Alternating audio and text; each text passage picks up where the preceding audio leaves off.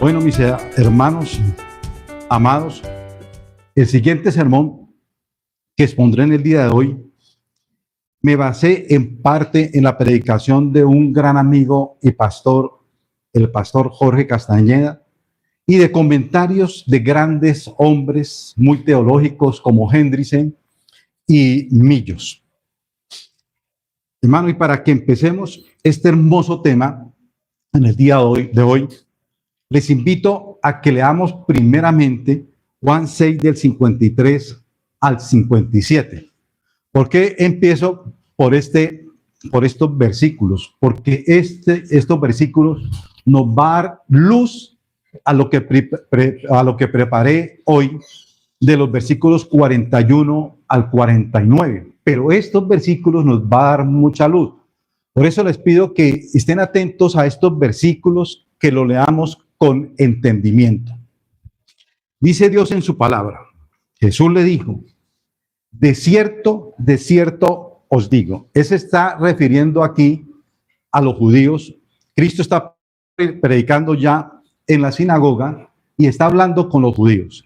Y él le dice: de cierto os digo, si no coméis la carne del Hijo del Hombre y bebéis su sangre, no tenéis vida en vosotros.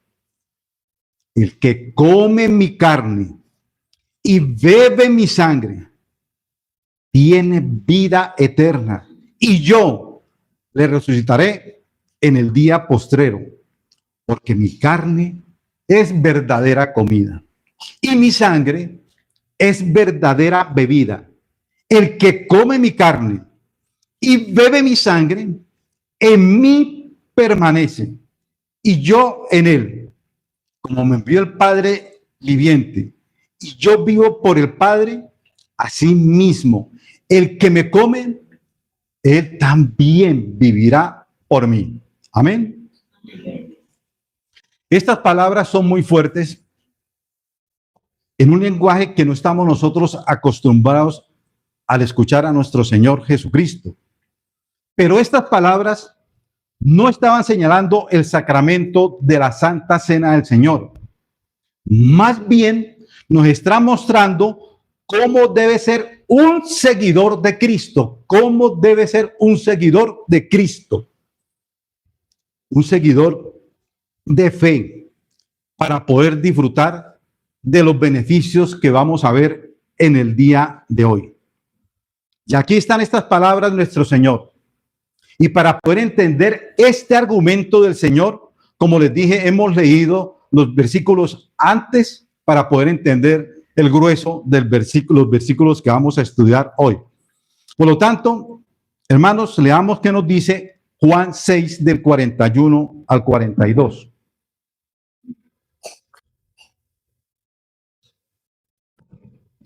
Dice la palabra del Señor: murmuraban entonces de él los judíos, porque había dicho: yo soy el pan que descendió del cielo. Y decían: ¿no es este Jesús, el hijo de José, cuyo padre y madre nosotros conocemos? ¿Cómo puede decir este: del cielo he descendido? Pero quiero que le pongan cuidado a esta parte. ¿No es este Jesús, el hijo de José, cuyo padre y madre nosotros conocemos? Es extraño, mis hermanos, encontrar esta expresión en los judíos en su momento, y además esta expresión es muy, pero muy pecaminosa. ¿Por qué lo estoy diciendo? Porque cuando el Señor Jesucristo tomó el pan y los peces, oró al Padre y los repartió entre los 5,000 personas, ¿cuál fue realmente la expresión de ellas, si ustedes se acuerdan? Este es un gran profeta por la señal que había hecho. ¿Por qué no le hacemos rey? Con semejante señal, pues es mejor colocarlo como ¿qué? Como rey. Y ahora aquí, en los versos antes leídos, dicen: este no es el hijo de José, y de María? Pregunto, ¿por qué ahora no dicen, hagámoslo rey, con las palabras que le ha dicho el Señor Jesucristo? Hermano, por eso digo que eso es pecaminoso, porque ellos 24 horas antes habían disfrutado de una suculenta comida y unos suculentos peces. Ahora es un problema realmente para ellos y ya no quieren que hacerlo rey. Ahora ese hombre que estaba frente a ellos, el que querían hacerlo rey, ahora ellos dicen, simplemente este no es el hijo del carpintero, el hijo de José y el hijo de María. ¿Qué pasó entonces, mis hermanos, ahí? La razón de esto es porque las palabras de los versos 53 al 57 les dijo que era necesario que confiaran completamente en quién, en él, que lo consideraran a él como el pan de vida para tomar de la vida eterna.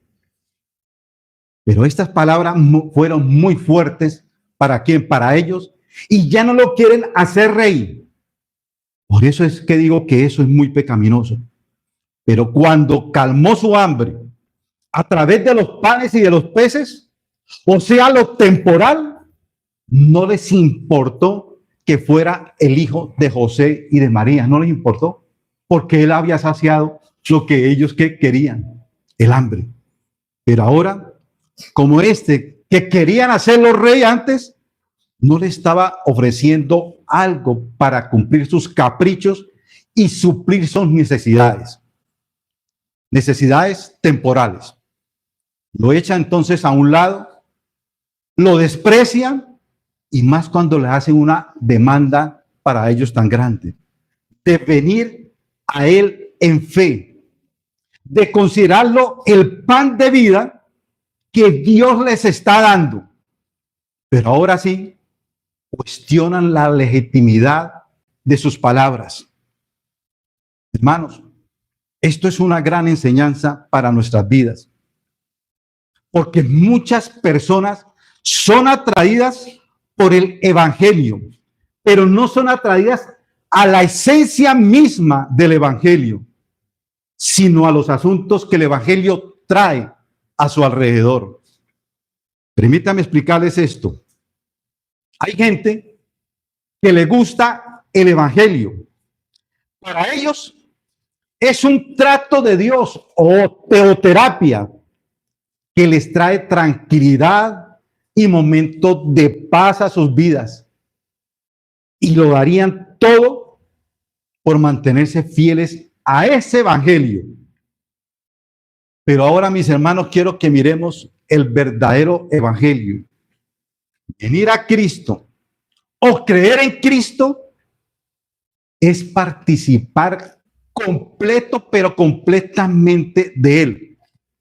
Participar, mis hermanos, de sus demandas o negarse a sí mismo. No lo digo yo, lo dice que la palabra de Dios. Miremos lo que nos dice Mateo 16, 24.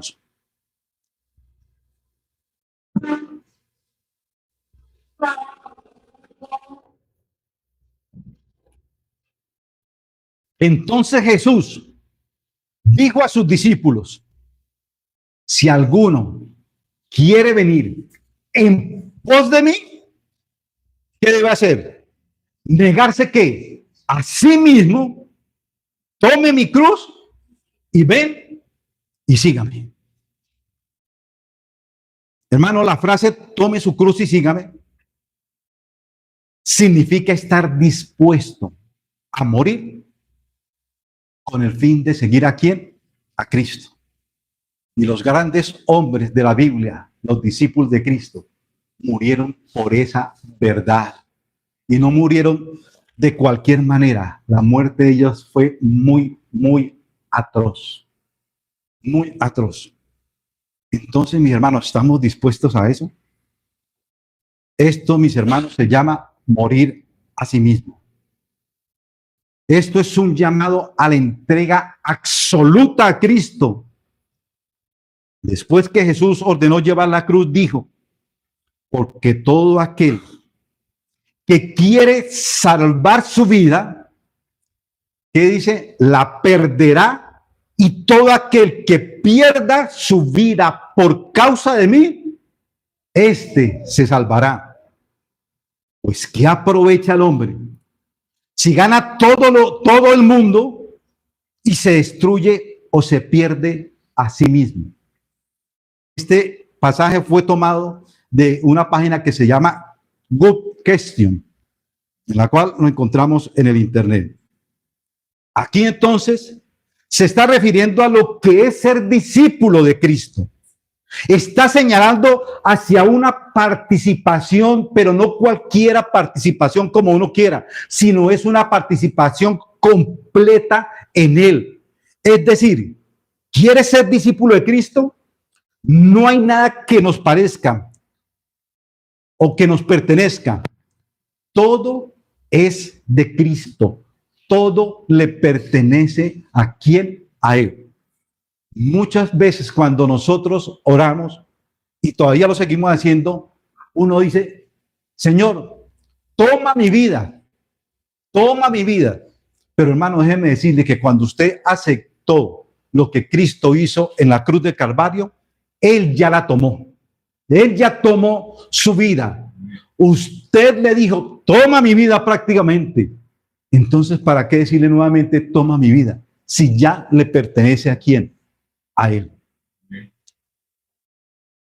Aún tu propia vida, porque en Él está la vida y en Él está la muerte. Hermanos, todo creyente y todos deseamos tener una hoja en blanco, libre de pecado, pero no les agrada que sus palabras les digan qué hacer y qué no hacer. Y de esa forma, entonces toman el evangelio, no el de la Biblia, sino el de su propio, su propio evangelio, su propio evangelio, el de su conveniencia corporal, su evangelio temporal. Y este es un evangelio que perece, mis hermanos, el que usted, tal vez, y yo lo hemos tomado. Si ven en la Biblia algo que se ajusta a sus pensamientos, a su estilo de vida, entonces estarían en condiciones de darlo todo y seguir a Cristo. Pero hay que se le metan al rancho, al estilo de vida que llevamos. Entonces, ese Cristo no les sirve y desechan entonces las palabras de Cristo. Y también de pronto dicen, no me parece que esas palabras son correctas. Pero lo que el Señor exige es que lo miren a Él con fe, que nos arrojemos a Él en fe. Esto es lo que ofrece, mis hermanos, el verdadero evangelio. Los judíos estaban muy interesados en someterse al gobierno de Cristo y aún reconocerlo como rey. ¿Por qué? Porque vieron en él ese gobernador que supliría todo alimento corporal, que no irían a sufrir por pan y peces. Y dijeron, ese es el tipo de gobierno que a nosotros nos gusta. Ese es el tipo de gobierno que nos conviene. Y si nosotros pensamos, es algo parecido a lo que se vive hoy en los diferentes países y aún aquí en Colombia. Cuando un presidente va a subir, ofrece el cielo y ofrece la tierra. ¿Y cuántas personas no se han vendido y votan por aquellos que les ofrecen un pedazo de pan o un mercado? Pero cuando el Señor Jesucristo vio que ellos no querían acogerse libre y voluntariamente a Él y someterse al gobierno del cielo, no al gobierno terrenal, ¿qué es lo que hace el Señor Jesucristo? Se apartó y se escondió. Y con esta actitud era la forma de decirles a ellos que su fe es una fe falsa, es una fe adulterada. Y déjenme decirle, mis hermanos, de por sí, y debemos de tener en cuenta que Jesucristo es rey. Es rey. ¿Por qué? Porque es uno de los tres oficios de ¿quién? De Jesucristo.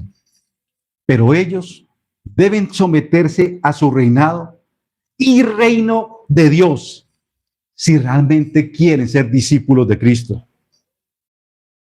Así que esto los desilusiona, porque esto no era lo que tenían en mente con respecto al reinado de Cristo. Entonces, cuando Cristo les muestra que Él no viene a llenar el estómago, a llenar sus necesidades corporales, entonces ellos se sorprenden y empiezan a murmurar de Él, porque no llenaba las expectativas de ellos. Por eso ya no querían seguirlo. Así que con estas palabras Jesucristo tomó, se las dijo a ellos y ellos quedaron completamente sorprendidos.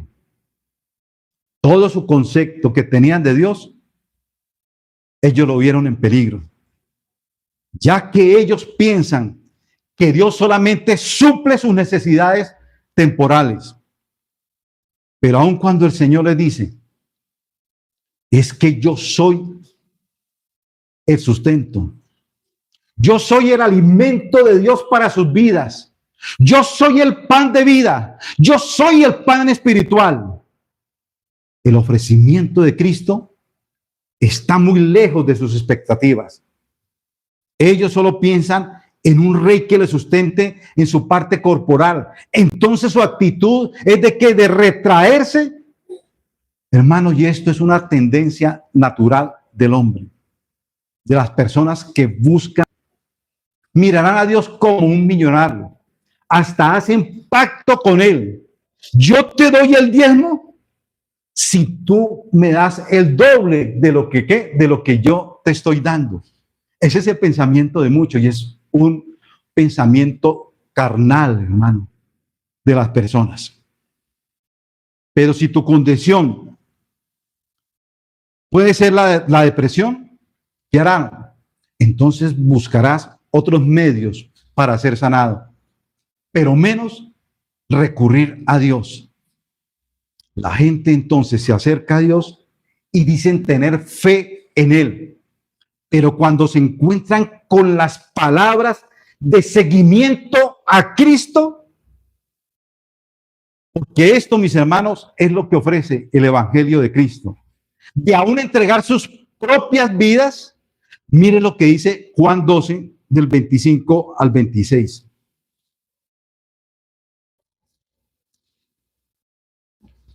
El que ama su vida, la pierde. Y el que aborrece su vida en este mundo, la conservará para vida eterna. Si alguno me sirve, entonces que me siga. Y donde yo estoy aquí, también estará mi servidor o el que me sirve. Si alguno me sirve, ¿qué entonces hará el Padre? El Padre entonces le honrará. Amén. Increíble. Pero miremos un comentario de J.E. Wright, un gran teólogo y puritano. Hablando de estos versículos, dice: el que ame su vida o tenga en mayor consideración la vida presente que la venidera, perderá la parte más importante de su vida, su alma. Claramente, una de las finalidades de nuestro Señor al decir estas palabras era quitarles a los judíos y aún a sus discípulos de esperar cosas buenas en esta vida si le seguían. Ellos debían de renunciar a sus ideas judías de honores y recompensas terrenales gracias al culto del Mesías. Debían comprender que su reino era completamente espiritual y que si querían ser sus discípulos, debían contentarse con perder mucho en esta vida, a fin de obtener la gloria en la vida venidera. Termino el comentario, mis hermanos. Estas palabras son descabelladas para estos judíos. Para ellos es una locura. Pero si el ofrecimiento de nuestro Salvador fuera mi seguimiento, implica comer y beber, llenarles el estómago, suplir sus necesidades económicas, ¿qué dirían ellos? Ah, eso sí, en eso estamos de acuerdo. Pero como la propuesta bíblica es tomar la cruz cada día, negarse a sus placeres pecaminosos, entonces ellos dicen, no, eso sí que no, esto no va con nosotros. Esto no es el objeto de mi fe, dicen ellos. Esta reacción es algo natural de parte de nosotros cuando el Señor está andando en contra de nuestros pensamientos y deseos. No se meta con mis pensamientos, con mi manera de qué, de pensar. Hermanos, Dios quiere que vengan a Él y que reconozcan su gobierno. Cristo es Rey. Y si lo reconoces como tal y lo sigues, debe de someterse a Él. Debe de someternos a qué? A su voluntad y no a la nuestra. De hecho, también Dios exhorta y puso a su Hijo para ser el sustento del pueblo de Dios. Cualquiera que tenga hambre, cualquiera que tenga sed, que venga Cristo, que coma y beba. Primera Timoteo 6:15.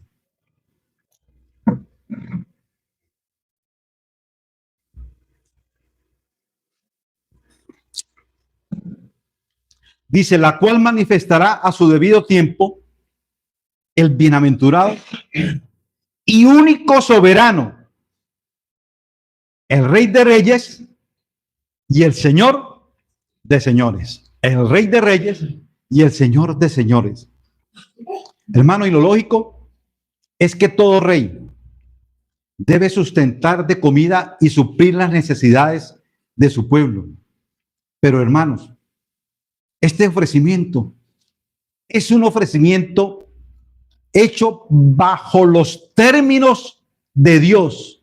Es bajo los términos de quién? De Dios, bajo los parámetros de Dios. Jesucristo es Rey en un punto específico. Él fue enviado como Redentor para ser Rey.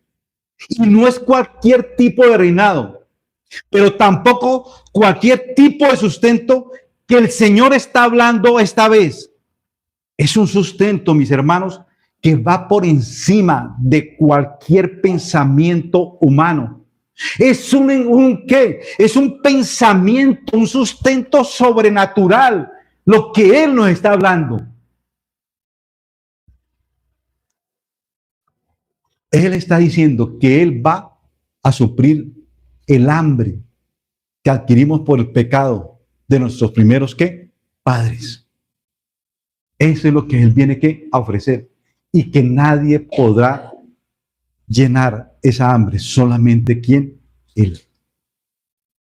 Así que, mis queridos hermanos y amigos, que venir a Cristo, seguirle o participar de Él, también será en los términos de Él como Rey.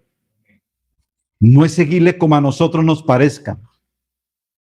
Si confesamos que somos seguidores de Cristo, o si anhela ser seguidor de Cristo, si usted anhela eso, entonces debemos de seguirlo en sus términos, no en los nuestros. Y mirar cuidadosamente lo que Él nos está ofreciendo. Hermano, ¿y sabe cómo se llama esto? Esto es el verdadero evangelio, no es un verdadero evangelio falso. Es someternos a los términos que Él quiere. Y mire lo que dice Lucas 13:24.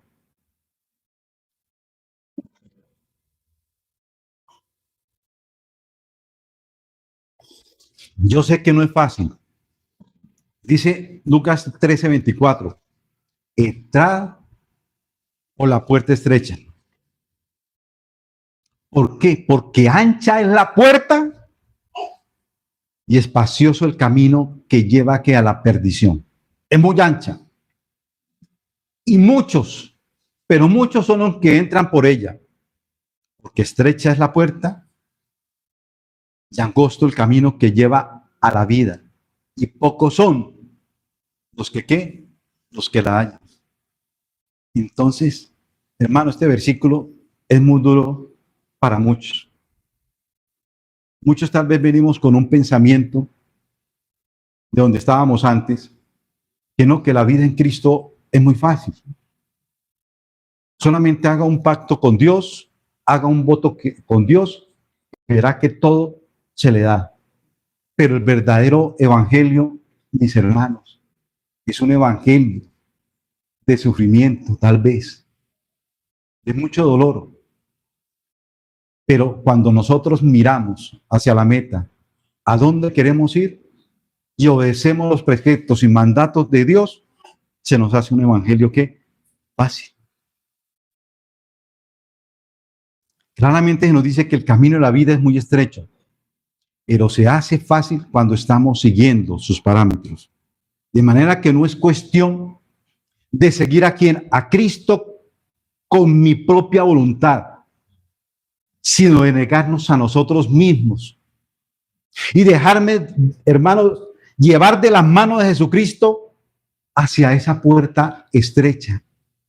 Hermanos, solamente es de la mano de Jesucristo que podemos llegar a esa puerta estrecha, no por medio de otras manos. Pero si es en lo que a mí me parezca, nadie podrá llegar. O si tal vez puedan llegar y gritarán, abran la puerta. Pero el dueño de la casa entonces les dirá, no los conozco, no sé quiénes son ustedes. Y entonces allí habrá un rechinar de dientes. Y cuando muchos golpeen la puerta y la sigan golpeando, hermanos, no serán recibidos. Las puertas estarán cerradas para ellos cuando toman un evangelio en sus propios conceptos y en sus propios pensamientos. Entrarán entonces aquellos que han sacado de sus pensamientos cualquier expectativa errónea que se tiene de Cristo y le sigan como Cristo se ofrece. Y en la medida que Cristo se ofrece y participa de lo que Él ha querido ofrecer, de lo que Él ha querido que ofrecer, hermano, y esto es lo que se llama el verdadero seguimiento de ¿qué? De Cristo, de lo que Él nos ofrece. No lo que nosotros queremos que Él nos ofrezca, sino lo que Él nos ofrece. Mateo 11, 24, 30. Llevad mi yugo sobre vosotros y aprended de mí, que soy manso y humilde de corazón. Cuando sucede eso, ¿qué dice? Y hallaréis descanso para vuestras almas, porque mi yugo es fácil y ligera es mi carga. Veamos un comentario de Samuel Pérez Villo sobre esto. Tomar el yugo expresa la idea, mis hermanos, de asumir las demandas de un maestro, doctrina o exigencias en cuanto al modo de actuar. El yugo de Cristo es la expresión de su nueva ley de su nueva ley marcada en el Evangelio, pero no en el contexto de los maestros de la ley y los fariseos, ya que el pensamiento de ellos y su ley era una carga por la alteración de los mandamientos y sus 600 leyes que ellos se inventaron. Hermanos, no es en nuestro esfuerzo, no es en nuestra fuerza, no es en nuestros pensamientos, no es como nosotros nos parezca, no es estar luchando para cumplir la ley porque nadie la podrá cumplir. Solo Cristo la cumplió. Solo Cristo la cumplió, mis hermanos. Es en sus parámetros. Pero estas palabras, las de Cristo, no hayan cabida en los oídos de los judíos de su tiempo. Por eso, mis hermanos, es de suma importancia reconocer que esto de participar de Cristo por la fe, lo veamos a través de las Escrituras. Y ese es nuestro primer punto. El aspecto soberano de participar de Cristo por la fe. Nuestro primer punto. El aspecto soberano de participar de Cristo por la fe. Estos judíos estaban cuestionando a nuestro Señor Jesucristo, diciéndole, que les diera una señal para creerle al ofrecimiento que les estaba haciendo. Y luego le dicen, ¿cómo creer que eres el pan de vida que descendió del cielo? ¿Cómo creer en usted? ¿Cómo nos va a decir que tú eres el pan de vida que descendió del cielo si usted es el hijo de María y el hijo de José? Y nosotros a ellos los conocemos muy bien. Y a usted también lo conocemos ¿de qué? Desde muy pequeñito. ¿Cómo vamos a creer en usted? Esto muestra una arrogancia carnal. Prácticamente le estaban diciendo, si eres capaz de mostrar o suplir nuestras expectativas, muéstranos qué tanta habilidad tienes para que aprobemos tu autoridad, la capacidad que tienes para llenar nuestras demandas. Y si lo haces, téngalo por seguro que vamos a creer en ti. Acuérdese que hace 24 horas Cristo había hecho ¿qué? Un gran ¿qué? Milagro. Pero lo que pasa es que a nosotros se nos olvida muy rápido las cosas y las maravillas que Dios ha hecho ¿qué? En nuestras vidas. Lo mismo que pasa a estos judíos. Pero déjeme decirle que Jesús las tenía bien claras. Esto no era un ejercicio de verdadera fe. Esto no era un ejercicio de una verdadera fe. Porque el ejercicio de la fe sitúa al hombre a una posesión o una posición de ¿qué? De humildad. La verdadera fe, mis hermanos, en Cristo es una posición de humildad. Enseña a cada hijo de Dios, al que lo sigue según sus parámetros, se está volviendo cada día más y más humilde. Más y más humilde. Ahora, si Cristo hubiera cedido a sus peticiones, ellos hubieran logrado que Dios les sirviera a sus expectativas carnales. Entonces el Señor, para responder a esa manera humana de ver la fe, con ese pensamiento, y el pensamiento de ellos era ¿cuál? Tú crees o tú vas a creer cuando tú quieras. Pero el Señor le sale más adelante cuando nos dice en Juan 6:37.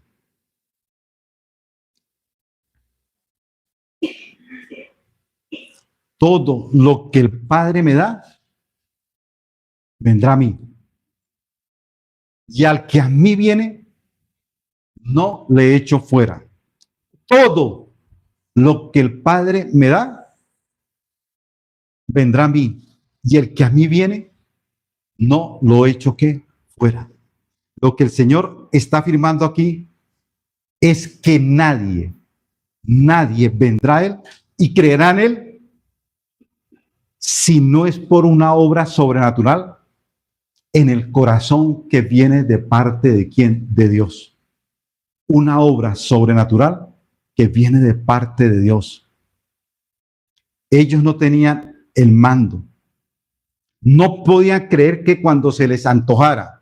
No podían creer en Jesús cuando a ellos se les antojara. No le estaban haciendo un favor al Señor al seguirlo. No vendrían a Él por su capacidad de razonar. Y esta es una manera de hacerles ver y sentir su dependencia de Dios. Y que ellos abandonaran ese pensamiento unilateralista de Dios. Ya el Señor les había dicho que la única obra que podían hacer ellos,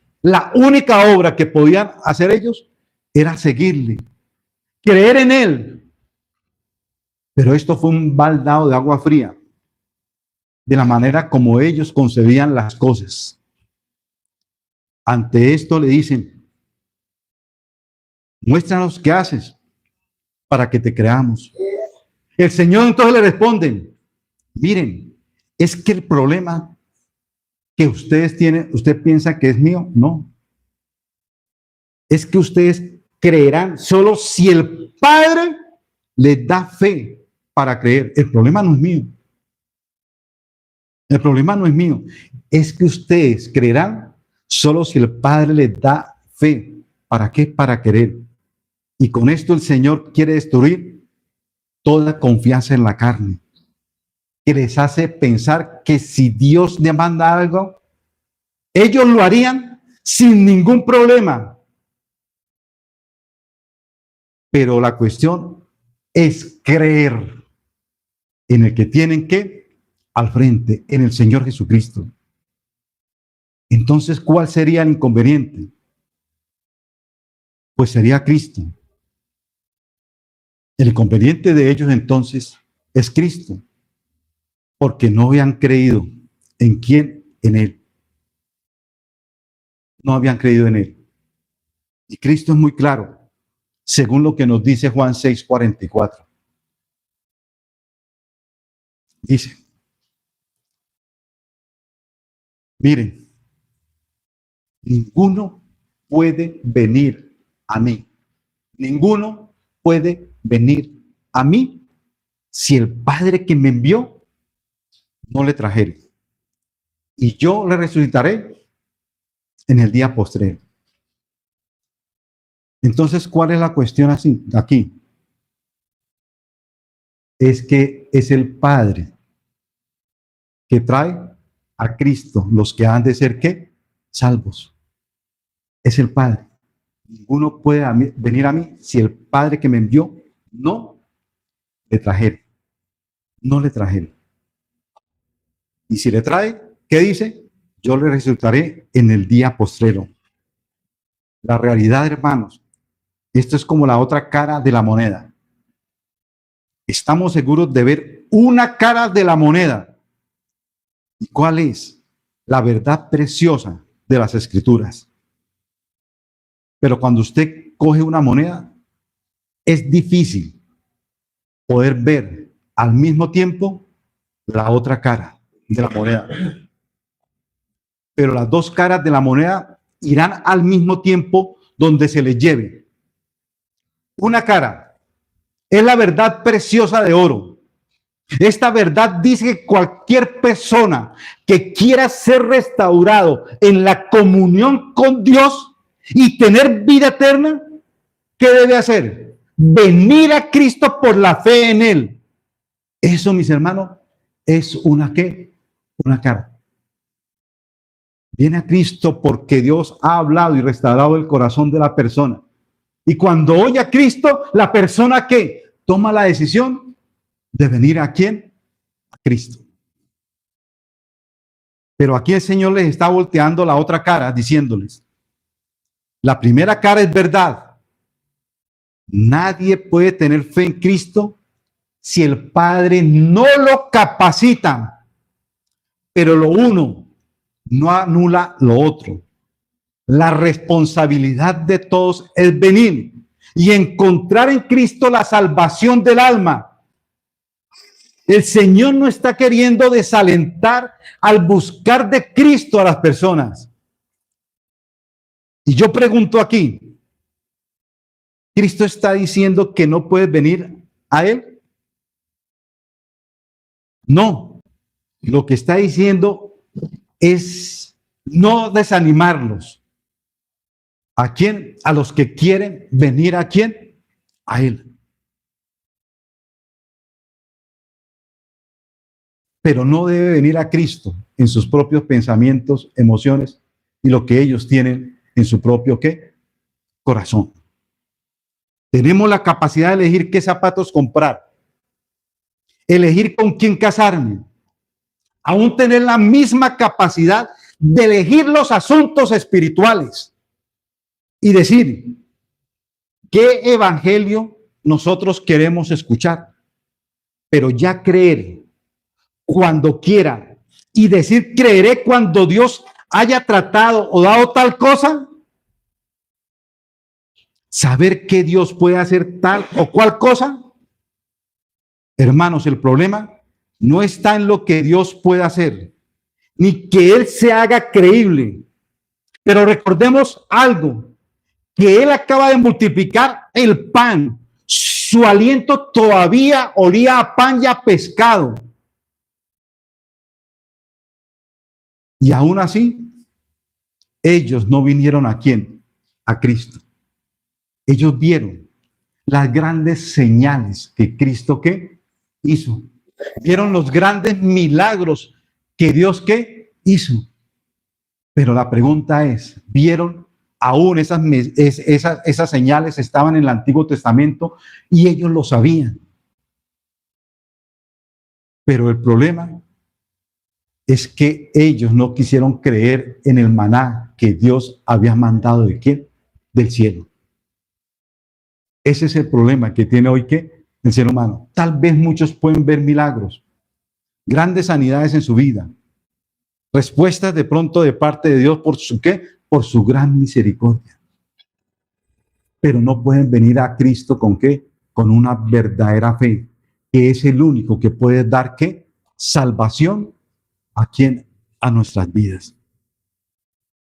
Pero estaban ellos diciendo ahora, haga tal y tal cosa y te creeremos. Podemos buscar cosas de Dios y Dios puede alumbrar nuestros ojos, pero aún puedes estar diciendo, ¿dónde está Dios? ¿Dónde está Cristo?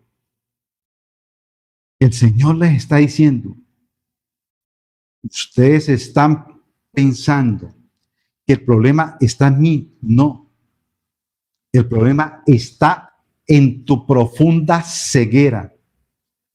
Aún están con el pan en su boca. Escuchan mis palabras y no vienen a mí. ¿Por qué? Porque no es por tu capacidad, por cuál inteligentes sean o creamos ser. No es por esto. Tal vez por lo intelectual que sean. Ustedes no pueden llegar a Cristo de esa manera. Y si así fuera, mis hermanos, entonces encontraríamos que las mentes más brillantes del mundo, entonces todos fueran ¿qué? Cristianos. Si fueran por lo intelectual y por su propia ¿qué? Sabiduría. Entonces todo esto, científicos y grandes sabios, les tienen ¿a quién? A Cristo. Pero vemos que no es que así. Tal vez leas muchos libros. Podamos sacar un resumen, un buen análisis, un buen ensayo de lo que lees. pero las palabras de Cristo pueden estar veladas a los ojos del que no ha venido realmente a Cristo. No viene por ejercitar la razón con destreza. No vienes por eso. Pero déjeme decirle, mi hermano, yo no estoy diciendo de ninguna manera que ningún intelectual puede venir a Cristo o creer en Cristo, ¿no? Porque también hemos visto grandes hombres sabios que realmente siguen a qué? A Cristo según sus parámetros. ¿Los parámetros de quién? De Cristo. Hermanos, el problema está en los ojos espirituales de los hombres.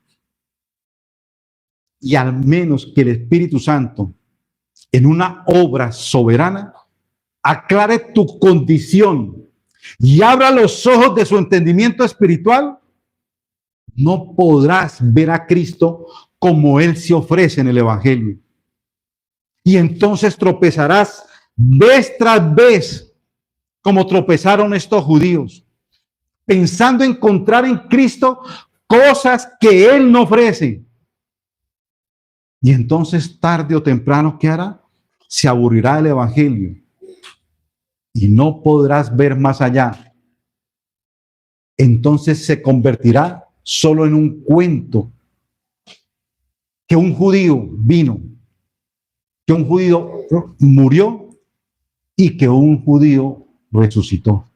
Solamente será que un cuento. Tal vez piense, mi querido amigo, que algún día creerás cuando te lo propongas y cuando el Evangelio llene tu intelecto y expectativas. Pero déjeme decirle que hoy tenemos que decirle lo que el mismo Señor dijo. Ninguno puede venir a mí si el Padre que me envió no lo trae. Es lo que entendemos, mis hermanos, como un llamamiento eficaz. Una obra sobrenatural de Dios capacitando a un individuo para participar de Cristo y sus beneficios, tal cual se ofrece, mis hermanos, en el Evangelio. Ahora, mis hermanos, los que estamos en la fe, es que ni siquiera podemos alzar nuestros ojos en orgullo y jactarnos al lado de aquellos que no tienen a Cristo por su terquedad. Y por su terquedad no han querido venir a Cristo. Pero déjeme decirle, mis hermanos, que tú estás aquí por gracia. Eras pecador, éramos pecadores. Éramos ciegos, amantes de nuestras tinieblas. Y fuimos traídos, no por ser el mejor, fue porque el Padre nos tomó de la mano como guiando a un ciego y nos trajo a Cristo para revertir nuestra ceguera, sin la cual no hubiésemos visto a Cristo y lo que Él ofrece en el Evangelio. Dios pudo haber pasado de largo y tomar otra mano y traerla a Cristo. Y tal vez, mis hermanos, nos encontró en un pedestal pensando que un día creerás y que eras capaz de creer o no. Pero Dios te dio un gran regalo de la salvación. ¿Cuántas veces, mis hermanos, dijimos, me di el lujo de rechazarlo? O mejor, cuando sea viejito, cuando sea pensionado, cuando ya no tenga más nada que hacer, cuando tenga que estar a nivel de una vida mejor, entonces me acordaré de Cristo. Pero lo más triste, mis hermanos, es que usted no sabe cuál será tu mañana. Usted no lo sabe.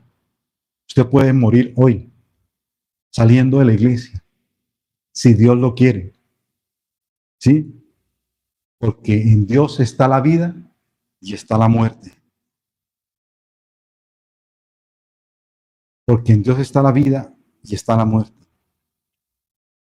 O más bien, depende de Dios para ver a Cristo y aceptarlo en sus términos. De lo contrario, estarás tan incapaz y confundido como los judíos del tiempo del Señor. Debe haber una obra donde Dios mismo te enseñe, donde Dios mismo le haga su alumno, donde Dios mismo renueva tu ignorancia pecaminosa, para que entonces pueda ver. Es lo que nos dice el versículo 45, que Cristo está en los profetas. Esto lo escribieron los profetas. Estaba en el Antiguo Testamento.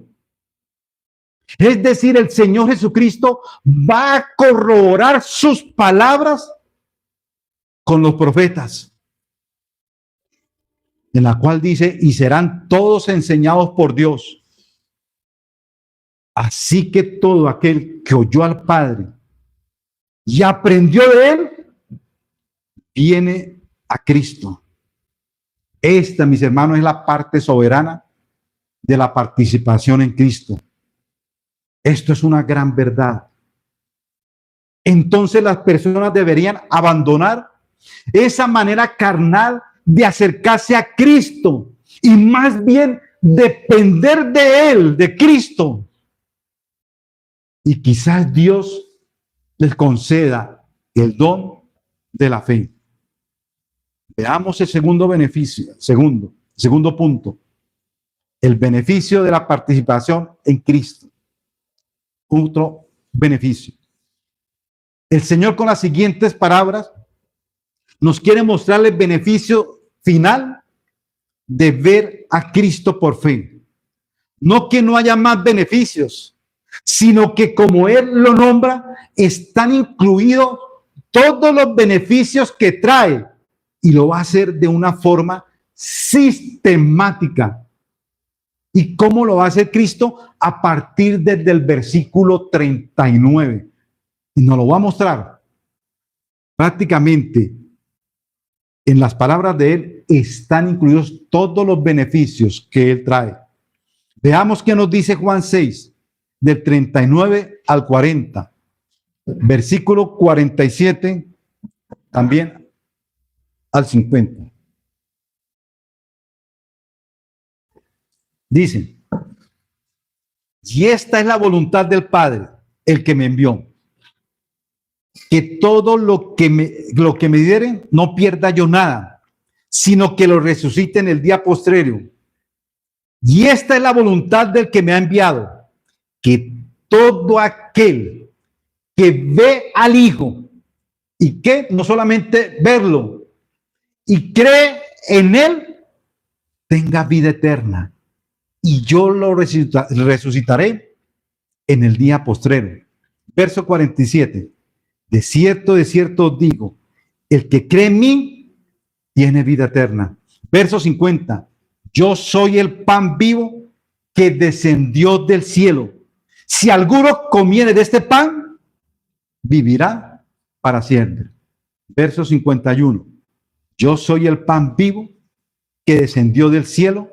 Si alguno comiere este pan, vivirá para siempre. Y el pan que yo daré es mi carne, la cual yo daré por la vida del mundo. Hermano, es clara la intención del Señor al decir que Él es el pan de vida. Y esto es lo que vengo a ofrecer. Y el ofrecimiento es muy claro. ¿Cuál es el ofrecimiento? Vida eterna. Que es lo mismo que ser resucitado en el día postrero. El ofrecimiento de Cristo es dar vida y vida eterna, vida en el día final y en el último día, resurrección. Y esto es lo que llama la Biblia tener vida eterna. Significa mucho más allá de nunca morir, que no acaba. ¿Sabe por qué? Una vida eterna también lo tienen los malos. El impío tiene también una vida así. Los malos, los que no vienen a Cristo, los que no vendrán a Cristo, también se condenarán eternamente. Y esto significa que ellos también van a tener una vida que dura para siempre y nunca acaba. Es igual a los que vienen de aquí a Cristo.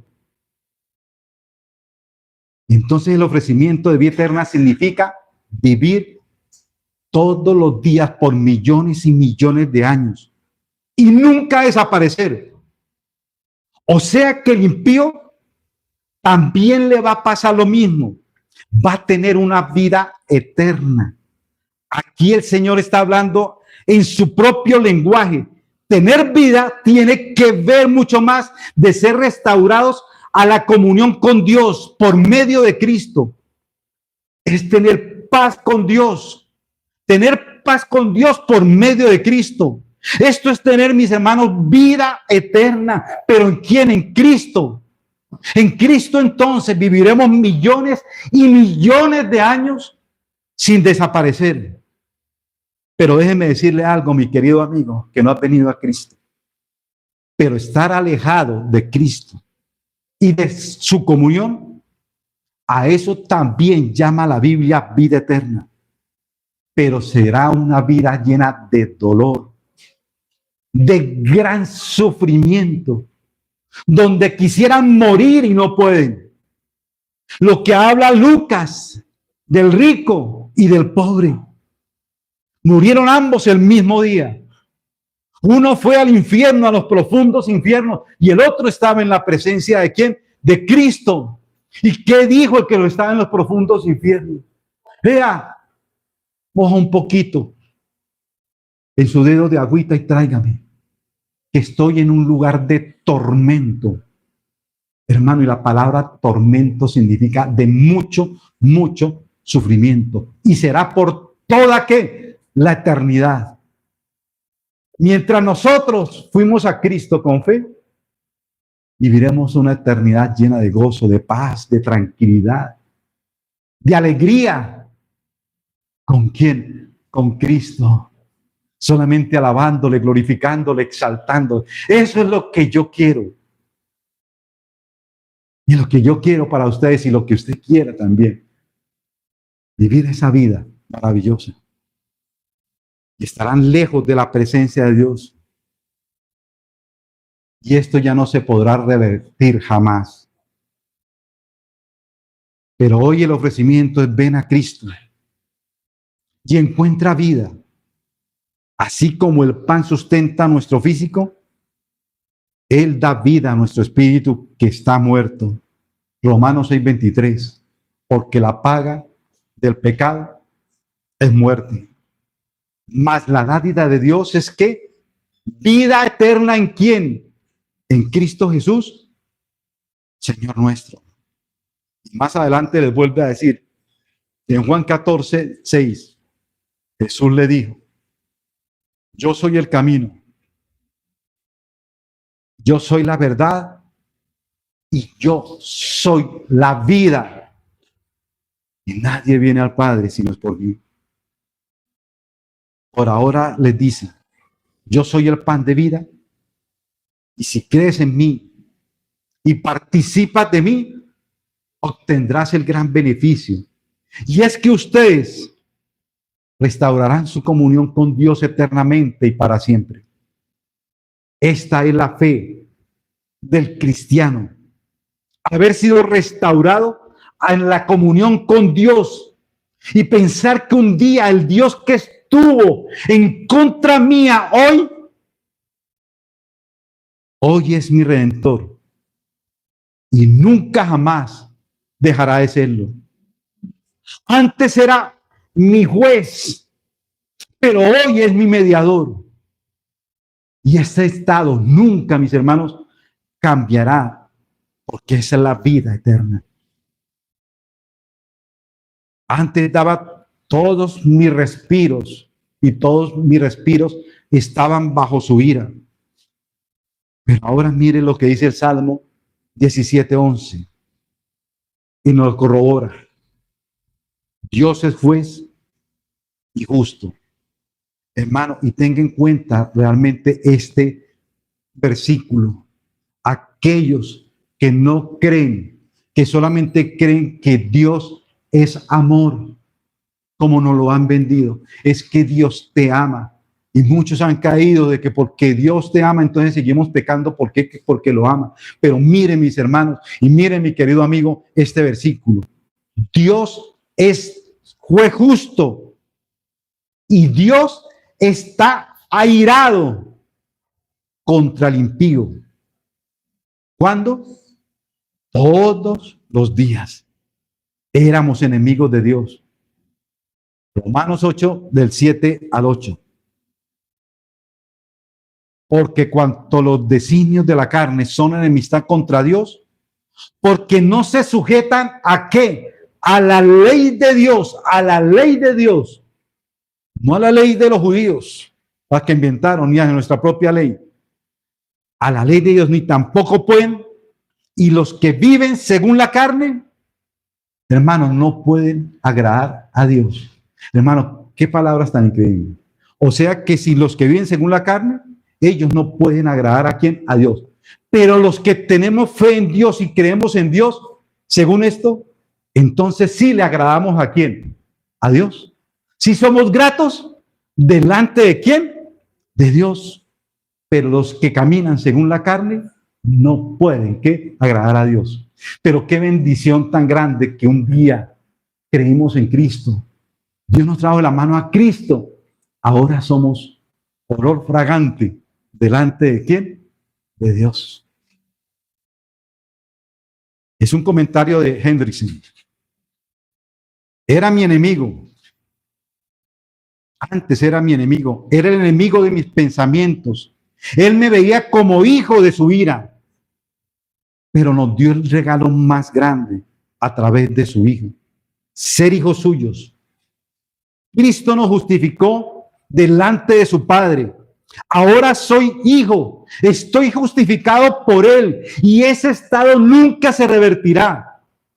Esto es, mis hermanos, lo que viene a ofrecer Cristo. Es la esperanza de los hijos de Dios. Ver el rostro del que te redimió y verlo por la eternidad. Hay paz, mis hermanos, entre Dios y el redimido. Y eso nunca, mis hermanos, será revertido por millones y millones de años. No habrá, mis hermanos, fin para este beneficio. Esto es el anhelo de todos los que han creído por la gracia de Dios. Estar en comunión con Dios es por Cristo para siempre, sin temor a volverlo a ofender, sin temor de volver a fallarle. Es el sufrimiento gratuito que Cristo nos hace en el Evangelio. Y queridos amigos, aquellos que me están escuchando y que no han creído, mírate en la línea del tiempo, hacia el futuro. Mírate, no traiciones, mi querido amigo, tu mente. No traiciones tu inteligencia. Esto fue lo que Dios te dio para que analizaras al menos las cosas. Dios te dio la mente para que analizara las cosas. Mira si hay un cambio tan insensato de pasar 80 o 90 años trabajando por la comida que perece, pero miles y miles de años lejos de la presencia de Dios. ¿Lo harías, mi querido amigo, con tu dinero? ¿Harías eso con tus posiciones? No lo haría, porque nadie puede comprar la salvación. Así tenga miles y miles de propiedades o el dinero que tú tengas. Considera, mis hermanos, todo esto. Cristo es grande y maravilloso lo que Él viene ofreciendo. Tu propia rebeldía te ha hundido en el camino de la ceguera espiritual. Sabes que debe creer y sabes que Dios da la capacidad de lo que diga Él, de lo que manda Él. Él tiene misericordia de nosotros. Hermano, qué bueno decirle hoy al Señor, mi querido amigo, ten misericordia de mí, hijo de David. Quiero comer de ese pan. Y recuerda que el que come mi carne y bebe mi sangre, en mí permanece y yo en él. Amén. Señor, te damos gracias, Dios eterno, mi buen Dios. Gracias, Señor, porque hoy nos tienes aquí, Señor. Gracias, Padre, porque nuestra vida antes de conocerte, Señor, fue una vida, Señor, desastrosa, Señor. Estábamos ciegos, Dios, en nuestros propios pensar. Y tal vez, Señor, muchas veces nos llamaste en ese estado, pero también muchas veces te rechazamos, Señor de los cielos. Muchas veces rechazamos, Dios de los cielos, ese ofrecimiento tuyo para nuestras vidas. Seguimos, Dios, en nuestros propios pensamientos, en nuestro propio parecer. Oh Dios, Señor, pero llegaste un día a nuestras vidas. Dios, en la eternidad, en el tiempo tuyo, tú tomaste nuestra mano, Dios amado, Padre, y nos llevaste a Cristo. Creímos en Cristo, en su obra grande y maravillosa que Él había hecho en la cruz del Calvario por mi vida. Señor, quitaste la ceguera que había en nuestras vidas. Señor, nuestros ojos espirituales fueron abiertos. Vimos tu hermosura, vimos tu gloria, Dios de los cielos. Padre Santo, y aún, Señor, cuando veíamos la cruz del Calvario, nos llenábamos de congoja, de tristeza, pero después comprendimos que era necesario que tú fueras a la cruz del Calvario. Gracias, porque era la única manera de que nosotros podríamos ser salvos.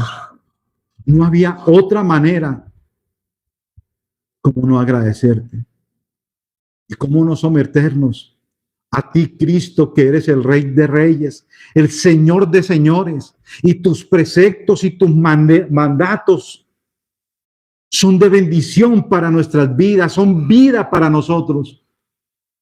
Ayúdanos a seguirlos. No queremos seguir en nuestras propias torpezas, acomodando el evangelio a que nosotros nos parece. Ayúdanos a seguir tu palabra, Espíritu de Dios, tal como tú la mandas. Ayúdanos a no desviarnos ni a derecha ni a izquierda, sino tener una mirada fija en ti, en la eternidad, en lo que vamos a disfrutar, Dios de los cielos, contigo, bendito Padre. Serán miles y millones de años disfrutando de ti. Pero dile, tú, mi querido amigo, yo quiero comer ese pan, el pan de vida. Dame ese pan que mi espíritu necesita. Dale vida a mi espíritu porque está muerto en mis propios pecados y concupiscencias. Yo lo deseo. Dile, mi querido amigo, lo deseo. Deseo hoy realmente recobrar esa vida, la vida que tú me ofreces. Gracias, Padre. Gracias, Hijo. Y gracias, Espíritu Santo. A ti sea la gloria y la honra. En Cristo Jesús, Señor nuestro. Amén.